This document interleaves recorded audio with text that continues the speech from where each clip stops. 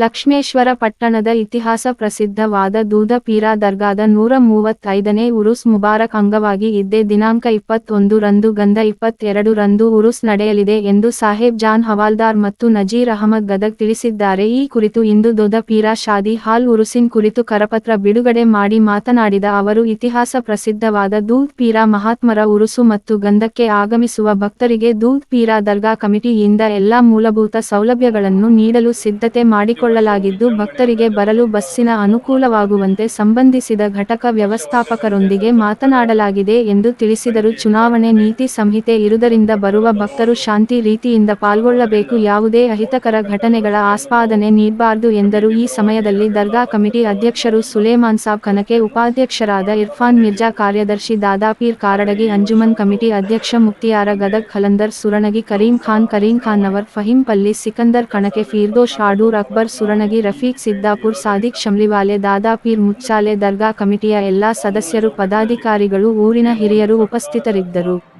ಚುನಾವಣೆ ಅಧಿಕಾರ ಒಂದು ಮಾರ್ಗಸೂಚಿ ಏನಿದೆ ಅದರಡಿಯಲ್ಲಿ ನಾವು ಇದನ್ನು ನಿರ್ವಹಿಸಬೇಕಾಗಿದೆ. ಪ್ರತಿ ವರ್ಷವೂ ನಾವು 5 ರಿಂದ 6 ದಿವಸ ವಿಜೃಂಭಣೆ ಕಾರ್ಯಕ್ರಮಗಳನ್ನು ನಾವು ಮಾಡ್ತಾ ಬಂದಿದ್ದೇವೆ. ಅದರಲ್ಲಿ ಸಂದಲು, ಗಂಧ, ಉರುಸು, ಕವ್ವಾಲಿ, ಆಮೇಲೆ ಧಾರ್ಮಿಕ ಪ್ರವಚನ ಹಾಗೂ ಇನ್ನಿತರ ಚಟುವಟಿಕೆ ಯಾವ ನಮಗೆ ಭಕ್ತರ ಒಂದು ಅಭಿಲಾಷದಂತೆ ನಾವು ಮಾಡ್ಕೊತ ಬಂದಿದ್ದೀವಿ. ಅದರ ನೀತಿ ಸಂಹಿತೆ ಜಾರಿ ಇರುವುದರಿಂದ ನಾವು ಕೇವಲ ಈ ಬಾರಿ ಗಂಧ ಮತ್ತು ಉರುಸನ್ನು ಆಚರಣೆ ಮಾಡುವಂಥ ನಿರ್ಣಯವನ್ನು ನಾವೆಲ್ಲ ಕೈಗೊಂಡಿದ್ದೇವೆ. ಅದೇ ರೀತಿ ಈಗ ಮುಂಬರುವ ದಿನಾಂಕ 21/4/2024 ರವಿವಾರ ದಿವಸ ಗಂಧದ ಕಾರ್ಯಕ್ರಮ ಇರ್ತೈತಿ. ಈಗ ನಮಗೆ ಚುನಾವಣೆ ಮಾರ್ಗಸೂಚಿ ತಕ್ಕಂತೆ 10 ಗಂಟೆ 10:30 ಆಸ್ಪಾಸಿನಲ್ಲಿ ನೀವು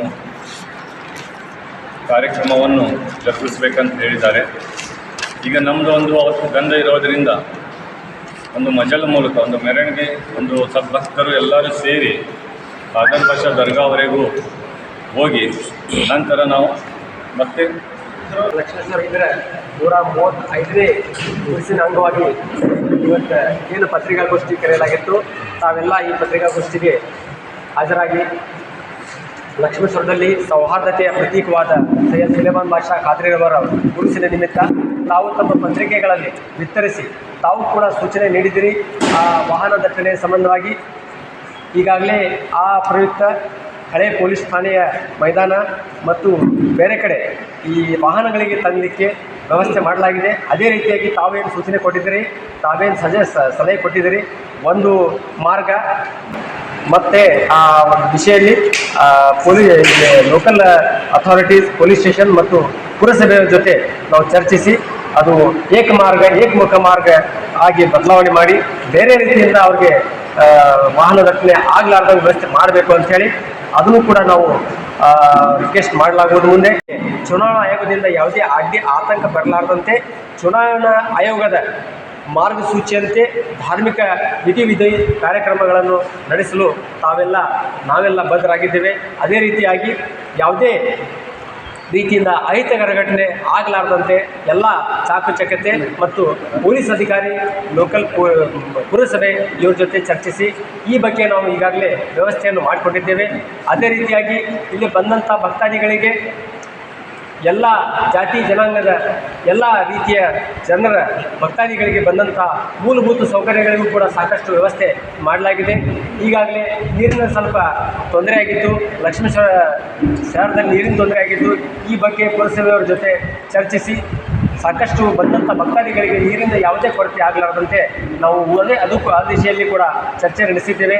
ತಾವೆಲ್ಲ ಬಂದಿರಿ. ಉರುಸಿನ ನಿಮಿತ್ತ ಎಲ್ಲ ಸದ್ಭಕ್ತರಿಗೆ, ದೂಧನಾರವರ ಸದ್ಭಕ್ತರಿಗೆ ಈ ವಿಷಯ ತಿಳಿಯಲಿ, ತಾವು ತಮ್ಮ ಪತ್ರಿಕೆಗಳಲ್ಲಿ ವಿತರಿಸಿ ಎಲ್ಲರಿಗೂ ಅನುಕೂಲ ಆಗಲಿ ಅಂತ ಹಾಗೆ